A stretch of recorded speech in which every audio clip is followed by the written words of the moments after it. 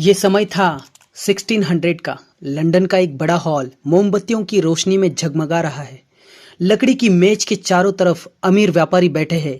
एक लंबा व्यापारी हाथ में नक्शा लेकर कहता है, भारत, यहाँ से मसाले, रेशम, नील, कपड़े सब मिल सकता है।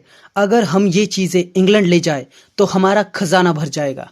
एक बुजुर्ग व्यापारी धीरे से मुस्कुराता है, तो फिर चलो एक कंपनी बनाते हैं, ईस्ट इंडिया कंपनी। 31 दिसंबर 1600 को इंग्लैंड के रानी एलिजाबेथ ने एक फरमान जारी किया। ईस्ट इंडिया कंपनी को एशिया के साथ व्यापार करने का पूरा पूरा हक है। बड़े बड़े पाल वाले जहाज लहरों से लड़ते हुए हिंद महासागर की तरफ बढ़ते हैं। 1608 में कंपनी का पहला जहाज सूरत के तट पर लंगर डालता है, लेकिन यहाँ पहले से पुर्तगाली और डच व्यापारी मौजूद है। अब इनके बीच कंपटीशन शुरू होती है। कंपनी के प्रतिनिधि मुगल बादशाह जहांगीर के दरबार में पहुंचते हैं और झुककर कहते हैं, जहांपना, हमें सिर्फ व्यापार करने की इजाजत दीजिए, हम आपके वफादार रहेंगे। जहांगीर सोचते हैं, ठीक है, कुछ सिक्के और सामान यहाँ भी आएगा, और पहला व्यापारिक फरमान यानी कि ट्रेड परमिट दे देते हैं। अब कंपनी हिंदुस्तान में मसाले, रेशमी कपड़े, नील और चाय खरीदकर इंग्लैंड भेजने लगती है। मुनाफा अच्छा होता है, लेकिन अंग्रेजों के मन में एक नया ख्वाब पलने लगा। अगर हम यहाँ सिर्फ व्यापारी ना रहकर सत्ता भी अपने हाथ में ले ले तो सोना ही सोना बरसेगा। यही था ईस्ट इंडिया कंपनी के सफर का पहला कदम। एक व्यापारी से साम्राज्य बनने। सूरत, मद्रास, बंबई और कलकत्ता। कंपनी धीरे धीरे इन बंदरगाहों पर अपने गोदाम यानी कि वेयर हाउसेस और किले बनाने लगी। शुरुआत में ये सिर्फ माल रखने के लिए थे, लेकिन धीरे धीरे इन किलों में तोपें और हथियार भरने लगे। भारत में सिर्फ अंग्रेज ही नहीं थे, डच, पुर्तगाली और फ्रेंच भी थे। फ्रेंच ईस्ट इंडिया कंपनी का भी जोर था, खासकर पांडिचेरी में। मुकाबला सिर्फ व्यापार का नहीं बल्कि ताकत का होने लगा। 1707 में बादशाह औरंगजेब की मौत के बाद मुगल साम्राज्य बिखरने लगा। राज्य छोटे छोटे हिस्सों में बंट गए और नवाबों और राजाओं में आपसी लड़ाइयाँ शुरू हो गई। अंग्रेजों ने सोचा, ये तो बढ़िया मौका है, इनके झगड़ों का फायदा उठाकर हम अपनी ताकत बढ़ा सकते हैं। कंपनी ने भारतीय जवानों को पैसा और यूनिफॉर्म देकर अपनी फौज में भर्ती करना शुरू किया। ये जवान कहलाते थे सिपाही। अब कंपनी के पास यूरोपीय हथियार और भारतीय सिपाही, एक घातक संयोजन था। 1750 के दशक में बंगाल सबसे अमीर प्रांत था। चावल, रेशम, मसाले और सोने से भरा हुआ। यहाँ के नवाब सिराजुद्दौला को अंग्रेजों का बढ़ता किला और हथियार जमा करना पसंद नहीं आया। उन्होंने अंग्रेजों का गोदाम और किला जब्त कर लिया। कंपनी के रॉबर्ट क्लाइव ने गुप्त योजना बनाई। अगर हम सिराज को हटाकर मीर जाफर को गद्दी पर बैठा दे तो वो हमारा आदमी होगा। मीर जाफर से सौदा हुआ, हम तुम्हें नवाब बनाएंगे, तुम हमें बंगाल की चाबी दोगे। 23 जून 1757, प्लासी का मैदान। नवाब की सेना में 50,000 सैनिक, अंग्रेजों के पास मुश्किल से 3,000। लेकिन जैसे ही लड़ाई शुरू होती है, मीर जाफर और उसके साथी मैदान छोड़ देते हैं। सिराजुद्दौला हार जाते हैं और मीर जाफर नवाब बनते हैं, लेकिन असली मालिक अब कंपनी है। प्लासी की जीत के बाद कंपनी को बंगाल का खजाना और व्यापार का पूरा नियंत्रण मिल जाता है। ये पहला बड़ा कदम था, व्यापारी से शासक। प्लासी की जीत के बाद मीर जाफर अंग्रेजों का कठपुतली नवाब बन चुका था, लेकिन जल्द ही अंग्रेजों को लगा कि वो उनकी हर बात नहीं मान रहा, तो उन्होंने चाल बदली। मीर जाफर को हटाकर मीर कासिम को नवाब बना दिया। शुरुआत में मीर कासिम ने अंग्रेजों की बातें मानी, लेकिन बाद में उसने उनकी मनमानी पर रोक लगानी शुरू कर। उसने अंग्रेज व्यापारियों के लिए टैक्स छूट खत्म की और भारतीय व्यापारियों को बराबरी का मौका दिया। अंग्रेज गुस्से में, ये तो हमारे मुनाफे पर चोट है। मीर कासिम ने अंग्रेजों को सबक सिखाने के लिए गठबंधन बनाया। अवध के नवाब शुजाउद्दौला और मुगल बादशाह शाह आलम सेकंड तीनों मिलकर अंग्रेजों के खिलाफ निकल पड़े। बक्सर के मैदान में तीनों की संयुक्त सेना लगभग 40,000 सैनिकों के साथ डटी हुई थी। अंग्रेजों के पास करीब 7,000 सैनिक थे, लेकिन अनुशासन और आधुनिक हथियारों के साथ भारी युद्ध हुआ और अंग्रेजों ने एक और निर्णायक जीत हासिल की। बक्सर की जीत के बाद मुगल बादशाह मजबूर होकर अंग्रेजों से संधि करते हैं। उन्हें कंपनी को दीवानी अधिकार देना पड़ता है, यानी बंगाल, बिहार और उड़ीसा से राजस्व यानी कि टैक्स वसूलने का पूरा पूरा हक। अब अंग्रेज सिर्फ मसाले और कपड़े का व्यापार नहीं करते थे, वो टैक्स भी वसूलते थे और सेना भी रखते थे। मतलब मुनाफा दुगना और जनता पर बोझ कई गुना। टैक्स वसूली बेरहमी से होती थी। चाहे फसल अच्छी हो या बुरी, किसान कर्ज में डूबने लगे, भूखमरी फैलने लगी। 1769 और 1760 में बंगाल में भयंकर अकाल पड़ा, लाखों लोग मर गए, लेकिन कंपनी ने टैक्स कम नहीं किया।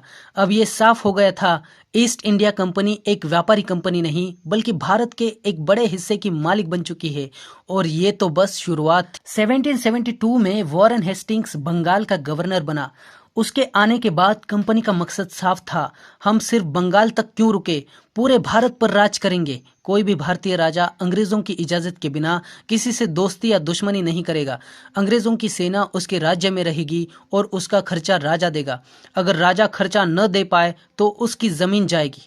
अवध के नवाब को मजबूर किया गया था कि वो अंग्रेजों की सेना रखे और उनका खर्च दे। अंग्रेजों की सेना उसके राज्य में रहेगी और उसका खर्चा राजा देगा। अगर राजा खर्चा ना दे पाए तो उसकी जमीन जाएगी। ये सुनने में सुरक्षा जैसा, लेकिन असल में राजाओं को गुलाम बनाने का तरीका था। अवध के नवाब को मजबूर किया गया कि वो अंग्रेजों की सेना रखे और उनका खर्च दे। जब नवाब कर्ज में डूबा, अंग्रेजों ने उसकी जमीन का बड़ा हिस्सा ले लिया। हैदराबाद के निजाम ने भी ये संधि की और अंग्रेजों का नियंत्रण वहां बढ़ गया। लेकिन मैसूर में टीपू सुल्तान अंग्रेजों के खिलाफ डट गए। मैसूर युद्ध में टीपू ने फ्रेंच से मदद ली, लेकिन 1799 में श्रीरंगपट्टनम की लड़ाई में वो शहीद हो गया। मैसूर अंग्रेजों के कब्जे में चला गया। अंग्रेजों ने मराठा संघ में फूट डाल दी, एक गुट को अपने साथ मिलाया, दूसरे गुट से लड़ाई कराई। दूसरा और तीसरा एंग्लो मराठा युद्ध 1803 से 1805 के बीच में लड़ा गया। इसमें मराठों की ताकत टूट गई और उनका बड़ा इलाका अब अंग्रेजों के अधीन हो गया। अब ईस्ट इंडिया कंपनी के पास सिर्फ बंगाल ही नहीं, बल्कि दक्षिण पश्चिम और उत्तर भारत के बड़े बड़े हिस्से आ चुके थे। व्यापारी से साम्राज्य बनने का सपना हकीकत बन चुका था। जहां अंग्रेज पहुंचे वहां वहां टैक्स बढ़ा, किसानों पर नील और कपास उगाने का दबाव डाला गया और भारतीय उद्योग जैसे हथकरघा बर्बाद कर दिए गए। लोग गरीब होते गए और अंग्रेज अमीर होते गए। कंपनी का मकसद साफ था, भारत को लूटो, इंग्लैंड भेजो और विरोध करने वालों को खत्म करो। लेकिन ये लूट खसोट ही आगे चलकर 1857 की क्रांति का बीज बनी। कंपनी को अब सिर्फ इलाका चाहिए था, लेकिन उससे भी ज्यादा पैसा। उन्होंने 3 बड़े राजस्व यानी कि रेवेन्यू सिस्टम लागू किए। बंगाल और बिहार में लागू किया गया परमानेंट सेटलमेंट 1793 में।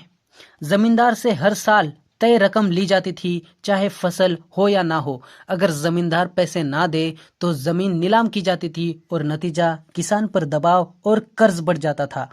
अगर बात करें रैयतवाड़ी सिस्टम की, तो मद्रास और बॉम्बे में इसकी शुरुआत की गई। टैक्स सीधे किसानों से लिया जाता था, बिना जमींदार के, और टैक्स इतना ज्यादा कि किसान का पेट भरना भी मुश्किल होता था। अगर बात करें महालवाड़ी सिस्टम की, तो ये शुरू किया गया था उत्तर भारत में और पूरे गांव से टैक्स वसूला जाता था। और अगर कोई गरीब किसान ना दे पाए तो बाकी लोगों पर। यूरोप में नीले रंग का फैशन था, अंग्रेजों को इंडिगो चाहिए थी जो नील से बनती थी। कंपनी ने किसानों को मजबूर किया कि वे अपनी उपजाऊ जमीन पर अनाज छोड़कर नील उगाए। नील से किसान को कोई फायदा नहीं होता था, क्योंकि उसे बहुत कम दाम मिलते थे और मिट्टी भी खराब हो जाती थी। एक किसान अपने बच्चे से कहता है, बेटा पेट भरने को गेहूं बोऊं या साहब के लिए नील। बेटा चुप है, क्योंकि जवाब तो अंग्रेजों ने पहले ही तय कर रखा है, नील। किसानों ने तय किया, अब बहुत हो गया। उन्होंने नील बोना बंद कर दिया और जगह जगह विरोध शुरू किया। अंग्रेजों ने दबाने की कोशिश की, लेकिन विद्रोह इतना बड़ा हुआ कि उन्होंने नील की खेती की जबरदस्ती बंद करनी पड़ी। अंग्रेजों ने भारत के हस्तशिल्प यानी कि हैंडीक्राफ्ट्स और कपड़ा उद्योग को तोड़ दिया। हथकरघा बुनकर भूखे मरने लगे, क्योंकि इंग्लैंड के कारखानों में बना सस्ता कपड़ा भारत में भर दिया गया। इससे भारत का व्यापार पूरी तरह अंग्रेजों के हाथ में चला गया। खाली खेत, टूटे घर, भूखे गांव जो पहले राजा के अधीन थे, अब विदेशी हुकूमत के अधीन कर भुगतान मशीन बन चुके थे। कंपनी ने गांव से वसूला पैसा इंग्लैंड भेजा। भारतीय जनता और गरीब हुई और ब्रिटेन अमीर। ये शोषण आगे चलकर क्रांति का कारण बनने वाला था। ये साल था 1757 1757 का। बंगाल की हवा में साजिश यानी कि कंस्पायरेसी का जहर घुल चुका था।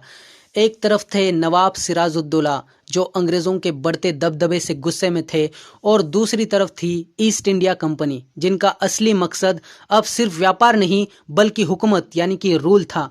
अंग्रेजों ने बंगाल में बिना अनुमति किलेबंदी यानी कि फोर्टिफिकेशन शुरू कर दी। कंपनी के लोग टैक्स देने से बच रहे थे जिससे नवाब को नुकसान हो रहा था। सिराजुद्दौला ने कलकत्ता पर हमला कर दिया और अंग्रेजों को भारी नुकसान पहुंचाया। अंग्रेजों ने सीधा युद्ध में भिड़ने से पहले राजनीति की बिसात बिछाई। रॉबर्ट क्लाइव कंपनी का चतुर अफसर ने मीर जाफर नवाब का सेनापति को लालच दिया, अगर तुम युद्ध में हमारा साथ दो तो हम तुम्हें बंगाल का नवाब बना देंगे। 23 जून 1757 प्लासी का मैदान। नवाब की सेना लगभग 50,000 सैनिकों की थी। अंग्रेजों के पास सिर्फ 3,000 सैनिक थे, लेकिन आधी से ज्यादा नवाब की सेना ने लड़ाई में हिस्सा ही नहीं लिया क्योंकि मीर जाफर पहले से ही अंग्रेजों से मिल चुका था। परिणाम क्या हुआ? सिराजुद्दौला हार गया, भागने की कोशिश में पकड़े गया और मार दिया गया। मीर जाफर नवाब बना, लेकिन असली ताकत ईस्ट इंडिया कंपनी के हाथ में थी। यही था पहला बड़ा मोड़ जब अंग्रेज सिर्फ व्यापारी से बंगाल के किंग मेकर बन गए। अब उनके पास सिर्फ पैसा ही नहीं बल्कि राजनीति और सेना पर कंट्रोल भी था। प्लासी की जीत के बाद ईस्ट इंडिया कंपनी का आत्मविश्वास आसमान छूने लगा। अब वो सिर्फ व्यापारी यानी कि ट्रेडर्स नहीं थे, वो एक राजनीतिक शक्ति यानी कि पॉलिटिकल। बंगाल के पास भरपूर अनाज, रेशम, मसाले और सबसे अहम राजस्व यानी रेवेन्यू था। मीर जाफर तो बस अंग्रेजों की कठपुतली थे। अंग्रेजों ने कंपनी की सेना को बंगाल के पैसे से मजबूत करना शुरू कर दिया। प्लासी के 7 साल बाद अंग्रेजों को एक और बड़ी चुनौती मिली। इस बार उनके सामने थे मीर कासिम शुजाउद्दौला शाह आलम सेकंड। जगह बक्सर, बिहार। अंग्रेजों की सेना की ट्रेनिंग और हथियार ज्यादा आधुनिक थे। तीनों भारतीय शासकों की आपसी तालमेल यानी कि कोऑर्डिनेशन खराब थी। नतीजा, अंग्रेज जीत गए। मुगल सम्राट ने बंगाल, बिहार और उड़ीसा का दीवानी हक, right to collect revenue, East India Company को दे दिया। अब कंपनी सिर्फ व्यापारी नहीं बल्कि टैक्स वसूलने वाली सरकार बन गई। बंगाल से मिले पैसों से कंपनी ने नई फौज खड़ी की। धीरे धीरे दक्षिण, पश्चिम और उत्तर भारत में भी उनकी पकड़ बढ़ने लगी। अब भारत में असली ताकत तलवार से नहीं, इकोनॉमिक कंट्रोल यानी कि आर्थिक नियंत्रण से तय होने लगी। सच तो यह है, अगर प्लासी की जीत पहला कदम थी तो बक्सर की जीत पूरी सीढ़ी चढ़ने जैसा था। अब अंग्रेजों का राज पूरे भारत में फैलने से कोई नहीं रोक सकता था। सन 1800 के बाद अंग्रेजों के दिमाग में एक नया लालच जागा, नील यानी कि इंडिगो। यूरोप में नीले रंग के कपड़े बहुत चलन में थे, लेकिन वहां प्राकृतिक नील पैदा नहीं होता था। तो सोचो कंपनी ने क्या किया, भारत के किसानों को जबरदस्ती नील की खेती करने पर मजबूर किया। लेकिन एक समस्या थी, नील की खेती आसान नहीं थी। इससे खेत की मिट्टी खराब हो जाती थी और किसान अपनी जरूरत की फसल गेहूं, चावल, दाल नहीं उगा पाते थे। मगर अंग्रेजों ने कह दिया, नील उगाओ वरना सजा पाओ। कंपनी के अफसर और दलालों ने किसानों को ऐसे समझौते में फंसाया जिसमें उन्हें कर्ज देकर नील बोने को कहा जाता, और जब फसल कटती तो दाम इतने कम दिए जाते कि किसान कर्ज में डूबते जाते। कुछ किसान बगावत करने लगे, कुछ ने खेती छोड़ दी और कई तो गांव छोड़कर भाग गए। नील का रंग यूरोप में कपड़ों को खूबसूरत बना रहा था, लेकिन उस नील के पीछे छुपा था भारतीय किसानों का खून, पसीना और आंसू। यही वो दौर था जब अंग्रेज सिर्फ व्यापारी नहीं बल्कि खेत, फसल और किसान के नील की खेती का जबरदस्ती बोझ किसानों पर बढ़ता गया। कर्ज चुकाने का कोई रास्ता नहीं था, पेट में अनाज नहीं, घर में रोटी नहीं, लेकिन अंग्रेज अफसरों को बस नील चाहिए था। आखिरकार 1859 में बंगाल के किसानों ने ठान लिया, अब बहुत हुआ, नील नहीं बोएंगे। किसानों ने एकजुट होकर नील की खेती से इनकार कर दिया। अंग्रेजों के कारिंदों को गांव में घुसने नहीं दिया, उनके गोदाम जलाए और जो जबरदस्ती करने आया उसे गांव से भगा दिया। औरतें भी आगे आई, खेतों में डंडा लेकर पहरा देने लगी। ये बगावत इतनी तेजी से फैली कि ब्रिटिश सरकार घबरा गई। नील का व्यापार रुक गया। यूरोप में कपड़े के रंग की किल्लत हो गई। आखिरकार अंग्रेज सरकार ने एक आयोग यानी कि कमीशन बनाया और मान लिया कि किसानों को नील बोने के लिए मजबूर नहीं किया जाएगा। ये जीत छोटी थी, लेकिन इसने एक बड़ा सबक दिया। अगर एकजुट हो जाए तो अंग्रेजों की ताकत भी डगमगा सकती है। 1857 का साल, गर्मियों में चिंगारी फूटी, सिपाही विद्रोह।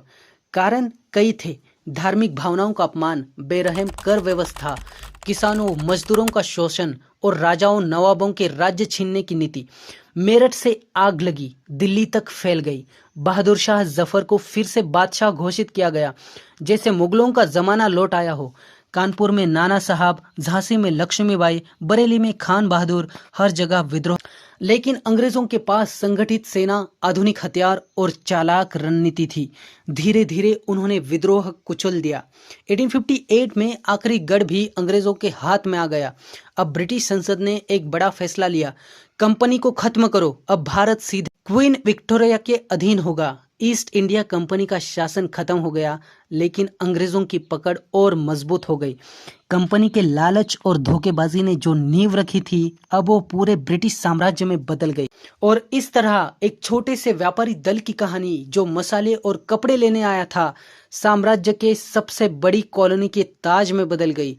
भारत अब ब्रिटिश राज के अधीन था। भारत अब अंग्रेजों का गुलाम बन चुका था।